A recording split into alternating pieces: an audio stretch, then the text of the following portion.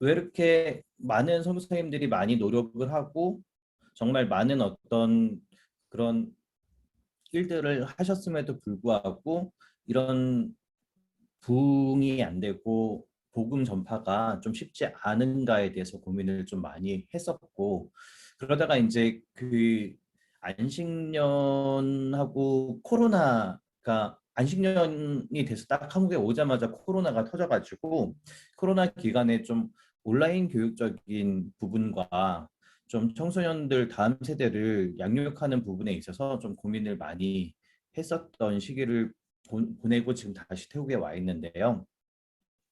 우선 그래서 이제 사역 방향을 어떻게 잡아갈까에 대해서 고민을 하다 보니까 좀 교회들이 지방에 있는 교회들이 잘 설 수 있도록 도와주고, 그러기 위해서는 좀 다음 세대들이 서는 좀 다음 세대를 세우는 것들이 교육적인 어떤 부분들이 필요하지 않을까 고민을 많이 하게 돼서 좀 많은 현지인 교회들, 시골에 있는 교회들하고 또 선교사님들하고 연합을 해서 또 한국에 계신 많은 분들하고 연합을 해서 청소년들을 교육하고 또 교회 안에서 교회들이 좀 잘 교육이 죄송합니다.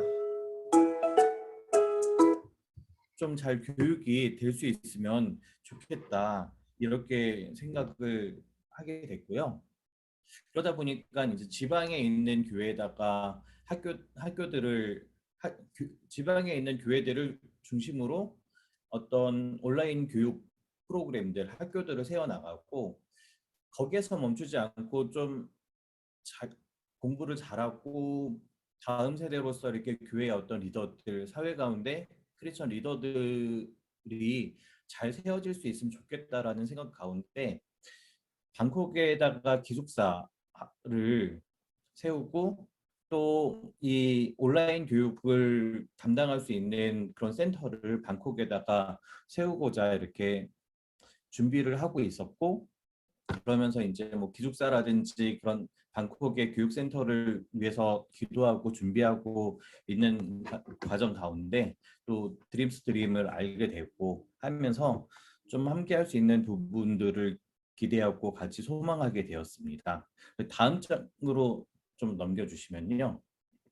그래서 사실 저희가 이제 여러 가지 사역이 있는데 그 사역 중에 앞으로 할 이 교육적인 부분을 좀 소개를 드리면, 온라인 교육을 통해서 좀 지방에 있는 교회들의 문턱을 낮추고 그리고 그 교회의 기둥들, 다음 세대들을 세워나가는 어떤 그런 일들을 했으면 좋겠다라고 생각을 해서 지금 방콕과 사컨나컨 뭐 다른 지방에 있는 한 열 몇 개의 교회하고 이야기하고 있는 중이고, 몇 개의 교회는 그 온라인 교육을 한국어부터 시작을 하기 시작했습니다. 그래서 우선은 지방에 있는 이제 교회들의 온라인 교육을 하게 되는데, 왜 교육을 하게 됐느냐라고 그 하신다면, 교회의 어떤 그 다음 세대를 세우는 데도 목적이 있지만 생각보다 그 태국이 중학교까지 초등학교가 의무 교육임에도 불구하고 초등학교를 졸업해서 중고등학교까지 졸업하는 인원수가 50%에서 60% 사이밖에 되지 않기 때문에,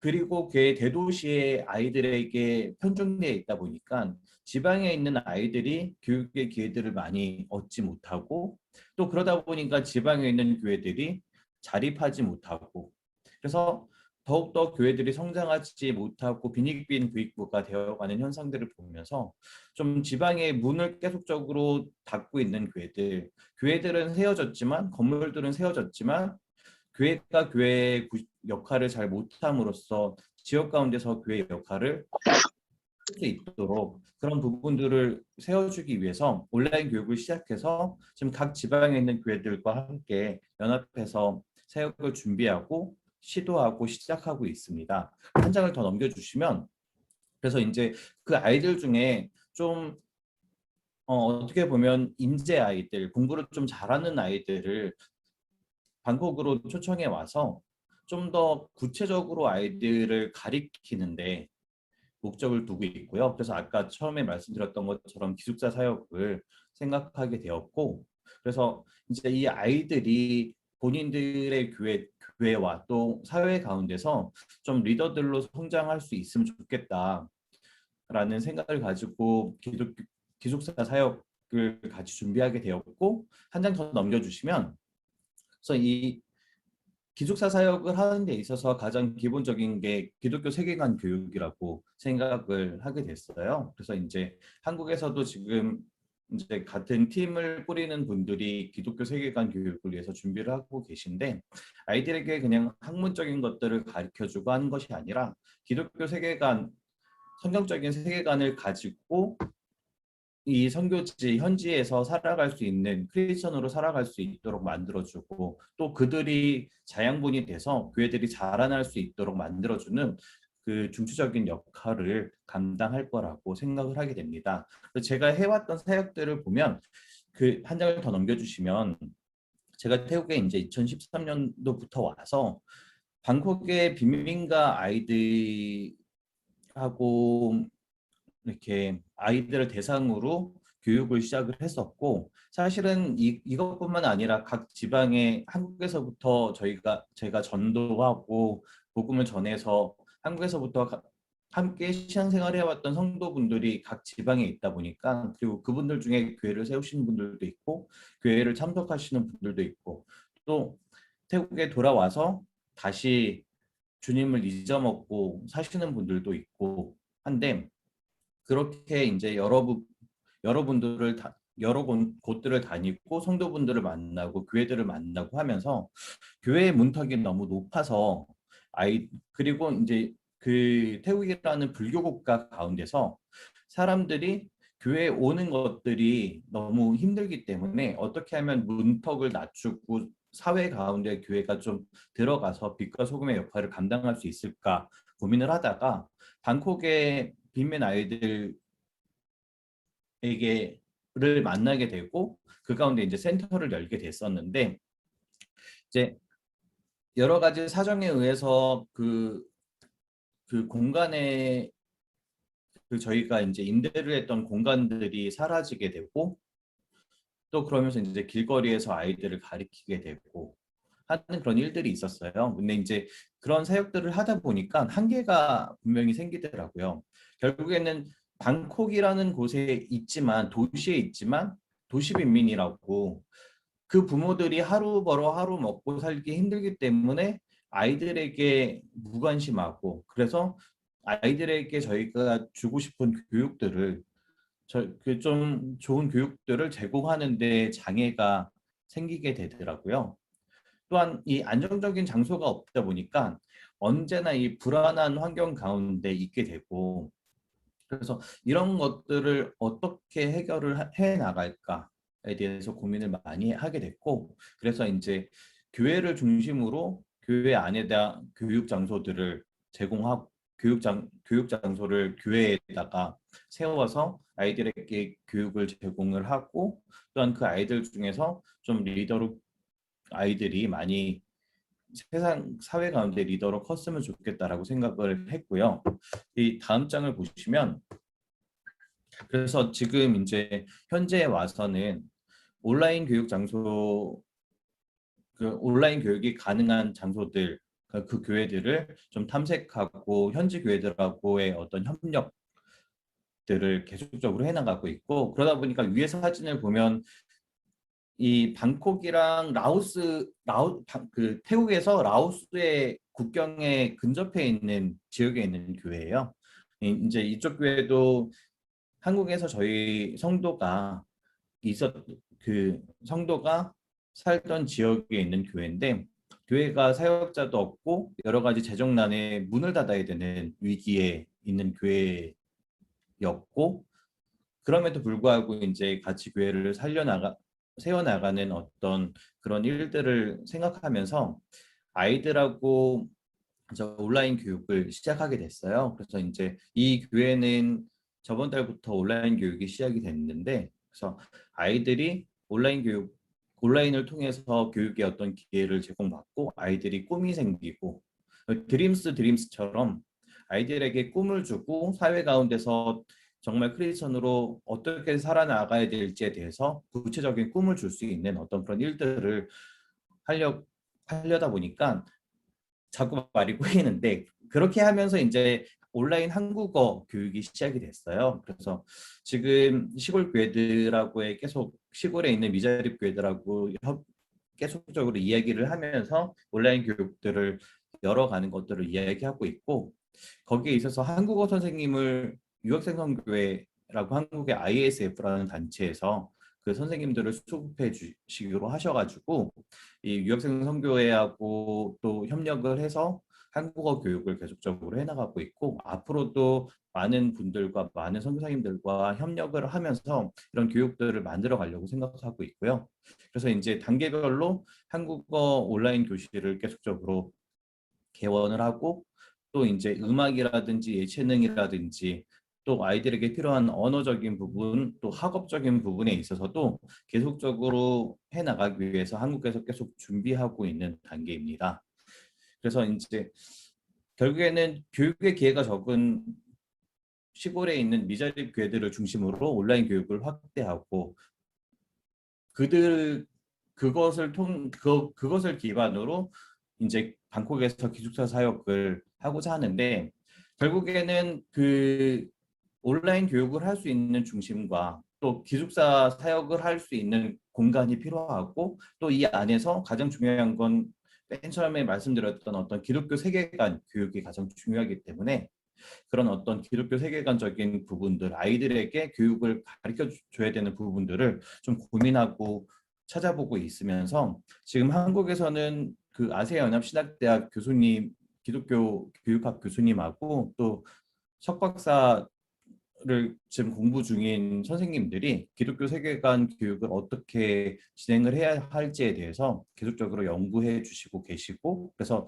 그런 준비들이 끝나면 저희가 기숙사부터 시작해서 각 지방에 있는 시골 교회에다가 기독교 세계관 교육을 온라인으로 또 오프라인으로 운영을 하려고 생각하고 있고, 또 아까 말씀드린 것처럼 뭐 피아노라든지 영어라든지 미술이라든지도 지금 한국에서 선생님들이 온라인으로 수업을 할 준비들을 계속적으로 해 나가고 있기 때문에, 이런 부분들이 계속적으로 진행이 돼서 태국에서 태국 사람들이 사회에 어떤 영향력 있는 사람들이 생겨나고, 그 가운데서 그들을 통해서 이 태국이라는 나라 가운데 복음이 더욱더 확장되어지고 튼튼해지고, 또한 교회들이 설 수 있도록 만들어주는 어떤 밑거름이 될 거라고 기대하고 있습니다. 그래서 저희 기도 제목은, 그러니까 이 온라인 교육 프로그램들이 각 교회들에 잘 정착될 수 있도록, 또한 이 온라인으로 교육을 한다라는 그 부분이 있기 때문에 그 공간의 제약이 많지 않다라는 장점이 있어요. 그래서 오프라인적인 부분이 당연히 필요하지만, 거기에 오프라인에 있어서의 어떤 선교적인 부분에다가 온라인을 더 첨가한 부분이기 때문에 한국과 전 세계에 있는 선생님들이 좀 마음을 함께 합해서 함께 협력해서 그런 어떤 교육들이 잘 이루어지고 직접적으로 함께 동참할 수 있는 길들이 생겨나길 바라고 있고요. 그래서 이 다음 세대 양육을 위해서 현지 교회와 연합이 잘 이루어지고, 또 현지 교회가 자립하고 성장하는데 이 아이들이 원동력이 될 수 있도록, 밑거름이 될 수 있도록 같이 기도해 주시면 감사하겠고요. 그리고 방콕 시내 온라인 교육을 이제 관장하는 공간과 기숙사 구매 혹은 기숙사 건축을 위해서 이런 일들이 잘 이루어질 수 있도록 함께 기도해 주시면 감사하겠습니다. 감사합니다.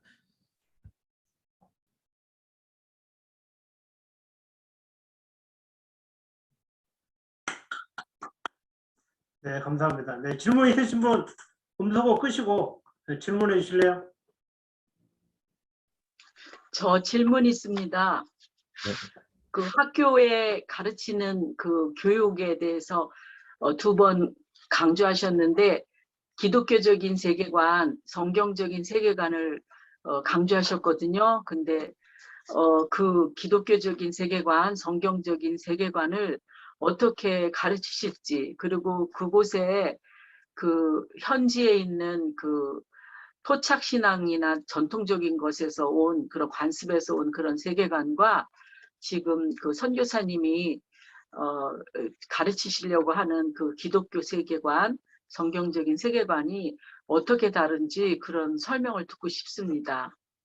우선은 그 기본적으로 기독교 세계관이라는 어떤 그런 부분에 있어서 한국에서 또 시작이 됐고, 또한 기독교 교육이라든지 여러 부분을 통해서 많은 분들이 이제 학교나 아니면은 외부적으로도 한국 교회 세미나들을 많이 하고 계신데요. 당연히 각 나라마다 상황들마다 문화들마다 종교들마다 그런 색깔들이 다 틀리다고 생각을 해요. 그래서 준비를 해가는 데 있어서 사실은 케이스 바이 케이스처럼 태국에 어떻게 하면은 태국 사람들이 기독교적 어떻게 그 기독교적인 세계관을 잘 근접하고 이해하고 그렇게 살아나가기 위해서 노력할 건지에 대해서 준비를 해야 되는데, 그것이 사실은 다른 나라에도 동일하게 적용되어지지는 않을 거라고 생각을 합니다.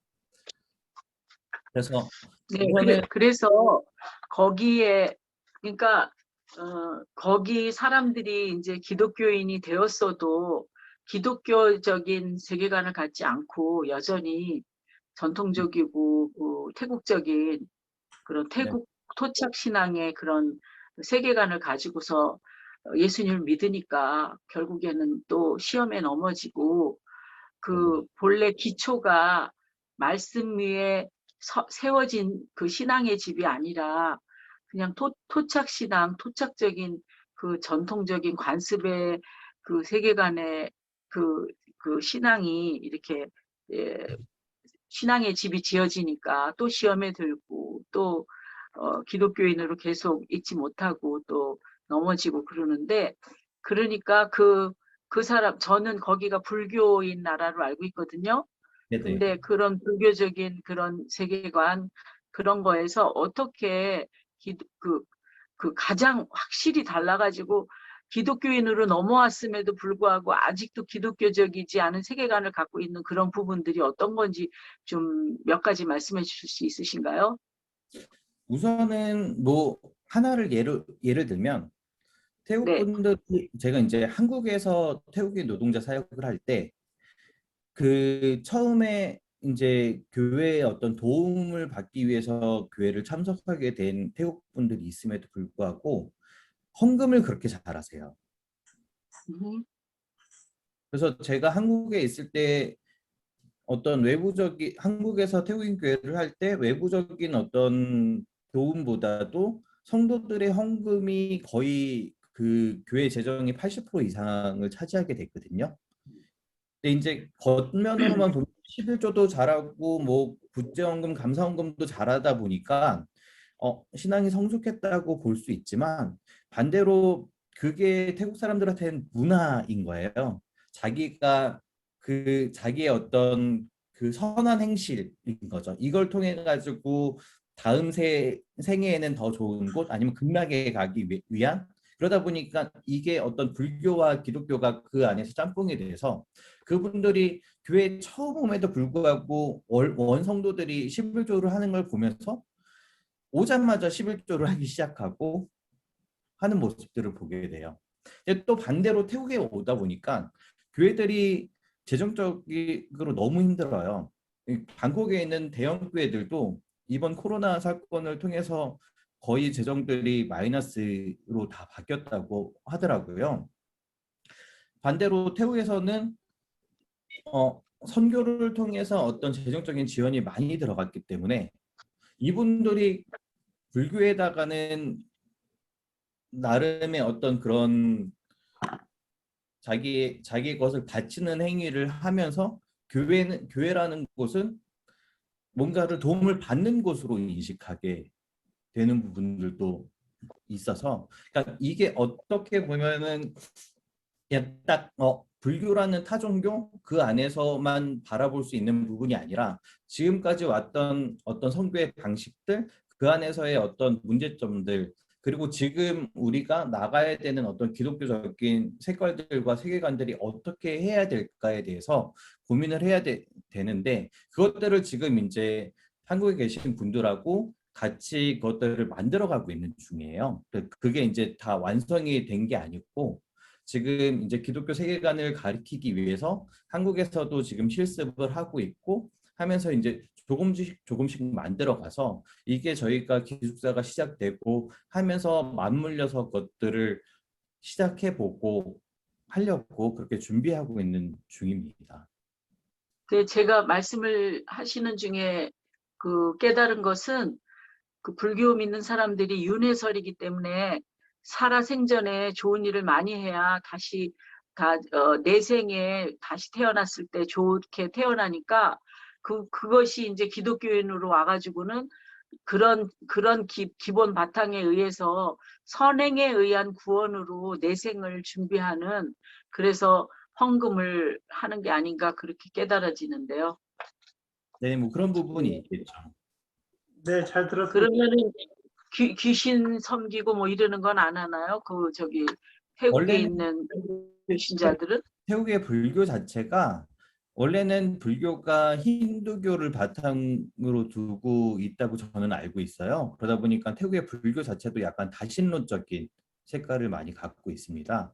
그래서 집집마다 산당들을 갖고 있고 뭐 가게에 가보면은 힌두신 중에 재물신이 코끼리 형상이잖아요. 네. 그 코끼리 네. 형상을 하나 두고 있고 하는 것처럼 기본적으로 타종교에 대해서 우호적이에요, 태국은. 그래서 다신론적인 경향이 많다고 보시면 됩니다. 네, 감사합니다. 이 정도 질문 받도록 하겠습니다. 다른 분들 질문해 주실래요? 그 태국이 그 기독교가 전해진 지 오래됐잖아요. 네네. 근데 현재 태국이 그 본어게인 크리스찬 기준으로 하면 얼마 정도 되나요? 그 퍼센테이지로 하면은 몇 년 전이지만 한 0.6% 정도 됐었는데 조금 더 생겼다고 해도 아직은 1%가 안 됩니다. 지금 기독교 계열 그러니까 천주교, 기독교 거기에다가 이단들까지 포함해서 한 2% 정도 된다고 보시면 됩니다. 그러면 미전도 종족이네 거요? 그러니까 거의 이 타이족은 거의 없다고 보시면 되고요. 보통은 이 중국계 화교들이나 아니면은 저 북쪽에 있는 소수민족 분들이 기독교율이 높고 기본적인 그 불교를 바탕으로 가지고 있는 타이족들, 그러니까 주종적인 타이족들은 복음화율이 되게 낮다고 보시면 되죠. 아, 그래요? 그러면 다른 나라보다 좀 심하긴 하네요. 미얀마나 그런 다른 나라보다도 기독교율이 더 안 좋네요. 네네. 그렇죠. 제가 알기로는 그렇게 알고 있습니다. 아, 예, 알겠습니다. 그렇게 그 복음화율 낮은 이유가 어떤 부분인가요? 아니면 저희가 이제 태국 하면 관광의 나라, 잘 사는 나라로 인식이 되잖아요. 그리고 지금 인도 역과 그리고 말레이시아도 잘 살고 그런데 말레이시아 같은 경우는 이슬람이 강하지만은 태국 같은 경우에도 불교가 있다 해도 어느 정도 개방된 나라잖아요. 우선은 태국이 남부가 거의 이슬람이에요. 그래서 태국이 이슬람이 10%가 넘어요. 뭐? 그래서 이 말레이시아 쪽으로 해서 남부 쪽으로 해서 이제 방콕 쪽까지는 이슬람이 그래도 상당히 많고 남부 쪽은 거의 이슬람이라고 보시면 되고요. 여러 그 복음화율이 안전해졌다라는 거는 여러 가지 방면에서 봐야 되기 때문에 제가 뭐라고 한마디로 하기에는 이렇게 많은 선교사님들의 어떤 노력과 이런 부분들이 있었기 때문에 뭐라고 할 수는 없지만 이 복음을 전하는 부분에 있어서 그 맨 처음에 저희 얘기했던 기독교 세계관적인 부분이라든지 이런 부분에 있어서 태국 사람을 저희가 잘 모른 채 복음이 전해지고 그것이 오해가 되어지고 하다 보니까 신앙의 뿌리를 깊이 못 내리는 데 있지 않나라는 생각을 하게 돼요. 그래서 저희가 이제 한 성도가 태국에 와서 그 신학교를 하고 교회를 하고 있는데 거기도 아이들이 막 50명, 60명 어른까지 막 이렇게 늘었다가 갑자기 10명, 5명으로 줄었다가 또 30명 늘었다가 15명 됐다가 계속 그거를 반복하고 있어요.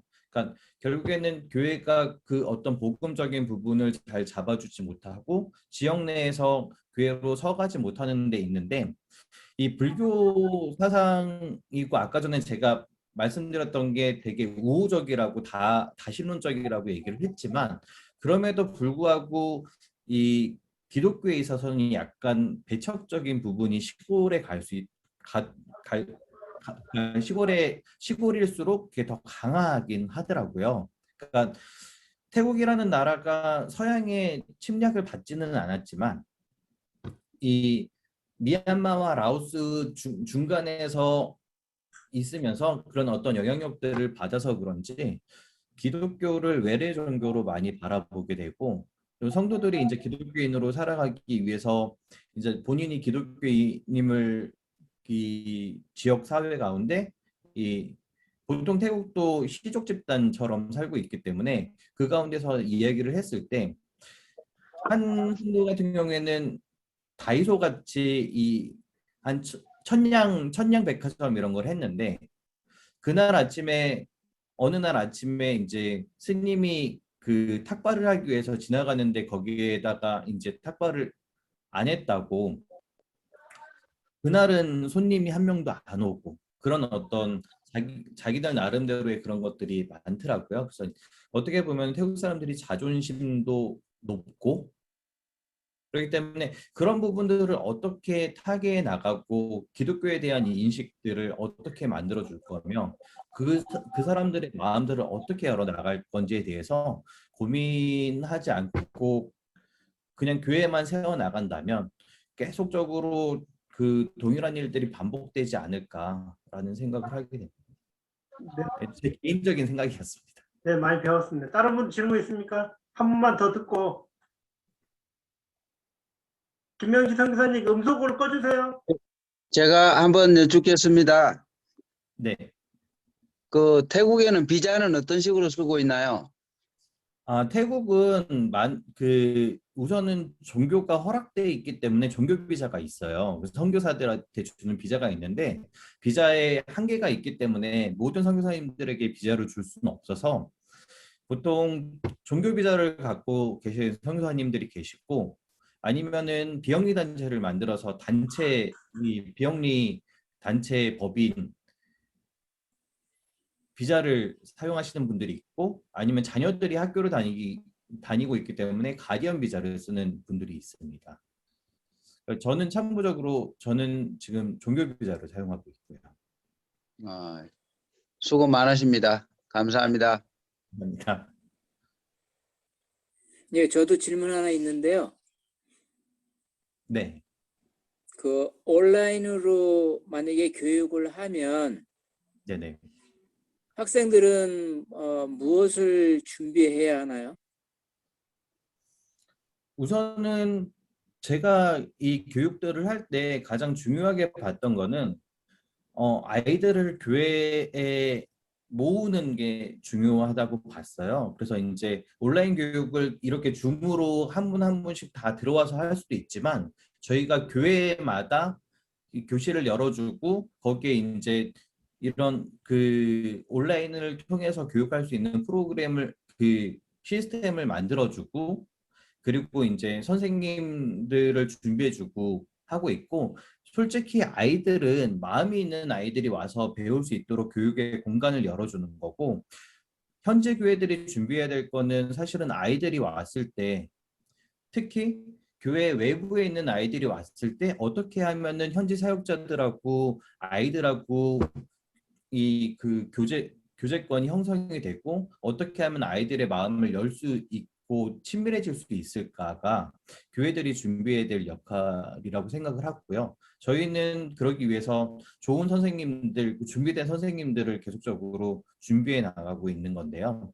한국어를 예로 들면 저희가 1년 전부터 그 아까 말씀드렸던 한국 그 외국 유학생 선교회 선생님 한 분이 저희 같이 사역하는 사역자 두 분하고 1년 정도 한국어 수업을 하셨어요. 근데 이제 그 선생님 같은 경우에는 태국에서 그 한국어 교사를 했던 경험이 있다 보니까 좀 더 수월하게 하게 됐었고, 저랑 같이 사역하는 이 사역자 두 분도 한국에서 제가 사역을 할 때 저희 성도로 계셨던 분들이어서 좀 어렵지 않게 시작을 하게 됐고, 그 분들이 공부를 하면서 기초적인 것들을 그분들이 지역교회에다가 가리키고, 이후에는 한국 선생님이 어느 정도 이제 기초적인 걸 가리키고 나서 한국 선생님들이 거기에 이제 인벌브가 돼서 같이 수업을 하게 되는데, 이제 한국어 같은 경우에는 그렇게 방식을 쓰고 있고, 지금 이 바이올린이나 피아노 같은 경우에도 이제 바이올린 선생님이 미국에 계시고 피아노 선생님 한국에 계시는데, 지금 한국 아이들을 대상으로 실습을 한번 해보고 있어요. 그래서 이제 계속적으로 실습을 하면서 거기에 있어서 이게 가능하다 싶으면 태국에서 제가 함께 케어를 할 수 있는 친구부터 시작을 해서 그런 어떤 노하우들을 쌓아가면서 계속적으로 만들어 가려고 준비 중에 있습니다.